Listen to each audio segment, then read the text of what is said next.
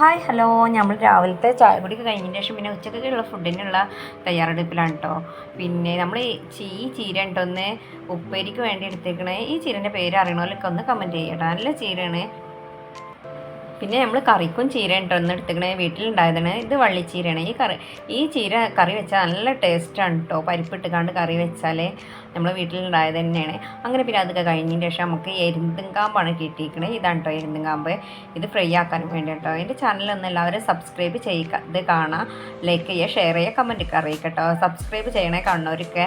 പിന്നെ അതൊക്കെ കഴിഞ്ഞതിന് ശേഷം നമ്മളെ ചോർക്ക് ഇത് റെഡി ആയിക്കണേ. പിന്നെ അത് കഴിഞ്ഞതിന് ശേഷം നമ്മൾ ഉപ്പേരിയാണ് കേട്ടോ ഉണ്ടാക്കണേ.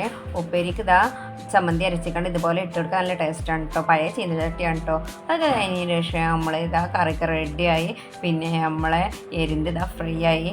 അങ്ങനെ ക്ലീനിങ്ങും കാര്യങ്ങളൊക്കെ കഴിഞ്ഞതിന് ശേഷം നമ്മൾ ഫുഡ് എന്നാണ് കേട്ടോ. ഇത്രയേ ഉള്ളൂ ഇന്നത്തെ വ്ളോഗ്. ബൈ, അസ്സലാമു അലൈക്കും.